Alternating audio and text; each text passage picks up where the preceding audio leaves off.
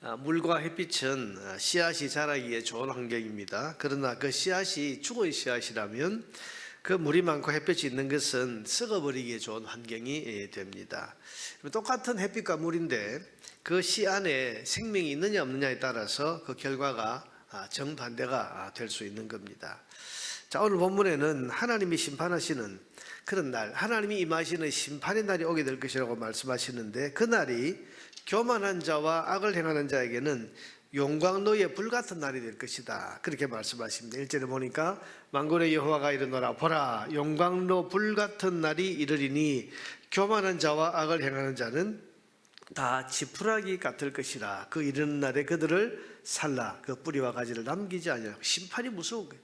용광로에 불같이 임해서 뿌리 가지까지 다 태워버리는 그런 날이 될 것이다. 그런데 그 다음 절에 보면 하나님의 이름을 경외하는 사람들에게는 그날이 외양간에서 나온 송아지가 뛰는 것 같은 기쁨과 회복의 날이 될 것이다, 그렇게 말씀하십니다. 2절에 보니까 내 이름을 경외하는 너희에게는 공의로운 해가 떠올라서 치료하는 광선을 비추리니 너희가 나가서 외양간에서 나온 송아지 같이 뛰리라. 이런 외양간에서 나온 송아지, 외양간에 갇혀 있었습니다. 이런 송아지가 얼마나 뛰어다니고 싶겠어요. 근데 딱 갇혀 있었습니다. 그러다가 외양간에서 풀어줬습니다. 그러면요 사방으로 천방지축 다니면서 얼마나 자유롭게 뛰어다니겠습니까?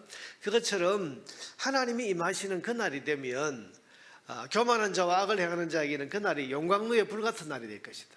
다 태워버리는 무서운 날이 될 것이다. 그러나 하나님의 이름을 경외하는 그런 사람들에게는 그날이 외양간에 갇혀있던 송아지가 밖으로 뛰어나와서 막 뛰어다니는 그런 자유로운 날, 그리고 공의로운 해가 떠올라서 치료하는 광선을 말하는 회복의 날, 그런 날이 될 것이라고 하십니다. 여러분, 같은 날인데 한쪽은 무섭고 두려운 날이 될 것이고 다른 한쪽은 그 날이 기뻐서 뛰어다닐 그런 날이 될 것이라고 말씀을 하십니다. 무엇의 차이입니까?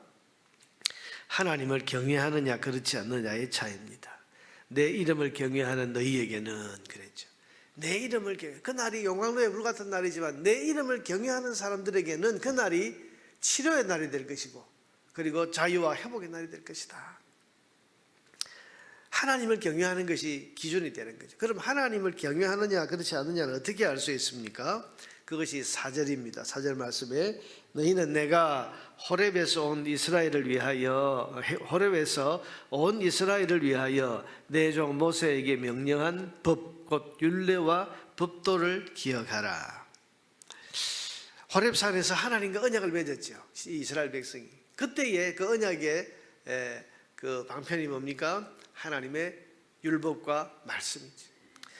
그러니까 하나님의 말씀, 하나님과 맺은 언약에 충실한 사람이 하나님의 이름을 경외하는 사람이고, 하나님의 법을 지키고 하나님의 말씀대로 살려고 애쓰는 사람이 하나님의 이름을 경외하는 사람입니다. 여러분, 이 사람은 자기 마음대로 살고 싶은 마음이 있지만은 그러나 하나님의 이름을 경외하기 때문에 그 마음을 내려놓고 말씀에 순종하는 삶을 삽니다. 이 사람은 많은 이익에 걸려 있다고 해도 하나님의 이름을 경외하기 때문에 이익을 포기하고 말씀에 순종하는 삶을 삽니다. 살다 보면 죄의 유혹이 얼마나 많습니까? 내 기분, 내 감정대로 살고 싶을 때가 얼마나 많습니까? 그런데 이 사람은 자기가 경외하는 하나님의 이름 때문에 그 유혹을 이겨냅니다. 자기 감정을 내려놓고 말씀에 순종하는 삶을 살려고 애를 씁니다. 이런 사람이 여호와 이름을 경외하는 사람. 이렇게 사는 사람들이 세상적으로는 답답해 보이고 비웃음을 당할 때도 있지만은 그날이 되면, 하나님이 심판하시러 오시는 그날이 되면 이렇게 사는 사람들은 기뻐하면서 외양간에서 갇혀있던 송아지가 밖으로 나와서 뛰어다니는 것처럼 뛰어다니고 활보하게 될 것이다, 그렇게 말씀합니다. 그러므로 여러분, 그 심판의 날이 기쁘고 뛰어놀 날이 되느냐, 아니 무섭고 두려운 용광로 같은 날이 될 것이냐 하는 것은 하나님의 이름을 경외하며 사는지 하나님의 이름을 무시하며 사는지에 따라 달라지는 것입니다. 여러분, 지금 우리가 하나님의 이름을 경외하면서 말씀대로 사는 것이 지금 현실에서는 답답해 보이고 어리석게 보일 수도 있습니다. 그러나 곧 오게 될 그날에는 그렇게 산 사람들이 정말 기뻐하게 될 것입니다. 뛸 것입니다. 그러니 그 날을 바라보면서 묵묵히 하나님을 경외하며 말씀대로 사는 삶에 최선을 다해야 됩니다. 그것이 세상을 지혜롭게 살아가는 길입니다.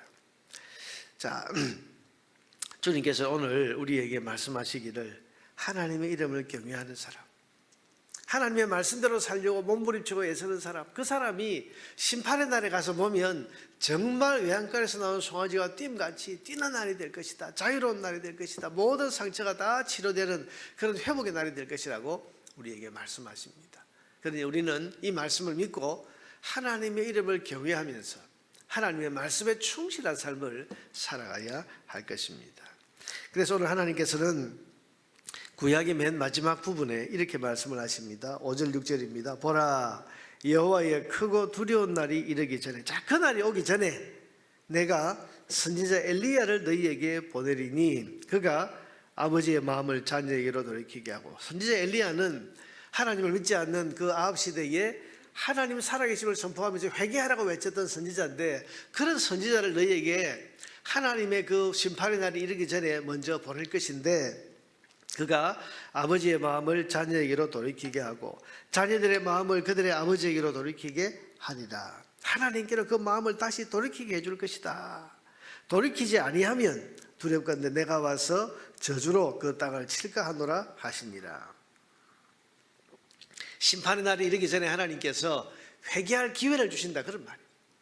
이 말씀은 예수님이 오시기 전에 엘리야와 같은 세례 요한을 하나님 보내셔서 예수님을 맞이할 준비, 그래서 회개하는 그 일을 하나님께서 하게 하실 것이다. 그걸 지금 예언하는 말인데, 실제로 여러분 세례 요한이 예수님 오시기 전에 먼저 와서 온 이스라엘 백성들에게 회개를 선포하면서 지금 오시는 하나님을 맞이하기 전에 너희 마음이 낮아져야 되고 너희가 회개해야 되고, 회개하지 아니하면 도끼가 나무 뿌리에 놓인 것처럼 다 지켜버리게 될 것이다. 그러면서 회개를 촉구했지 않습니까? 그리고 많은 사람들이 회개하고 난 뒤에 예수님을 만날 수 있었습니다.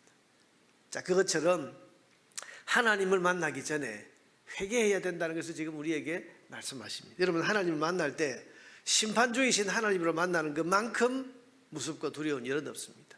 하나님 만나기 전에 그 하나님을 기쁨으로 만날 수 있도록, 구원의 하나님으로 만날 수 있도록 우리가 준비해야 하는데, 그 준비 가운데 가장 중요한 준비가 뭐겠습니까? 회개하는 것입니다. 예수님 만나기 전에 회개해야 그 예수님을 구원의 주님으로 만날 수 있는 것처럼, 심판의 날이 이르기 전에 회개해야 그 하나님을 기쁨으로 만날 수 있는 것처럼 우리는 하나님 앞에 서기 전에 회개해야 합니다. 자, 오늘이 2025년 이제 마지막 날입니다. 이 마지막 날 아침에 주님께서 우리에게 회개를 말씀하셨습니다. 여러분, 우리가 하나님 만나기 전에 회개해야 됩니다. 진심으로 회개해야 됩니다. 그래야 기쁨으로 하나님을 만날 수가 있습니다. 마찬가지로 우리가 새해를 맞이하기 전에 회개해야 새해를 기쁨으로 맞이할 수 있을 것입니다. 오늘 마지막 날 하나님께서 우리에게 회개를 말씀하실 때, 여러분, 이 말씀이 올 한 해 이제 마지막 하루를 지나기 전에, 새해를 맞이하기 전에, 그래서 새해에 하나님을 만나기 전에 먼저 회개하라. 회개하고 넘어가라. 회개하고 하나님을 만나라.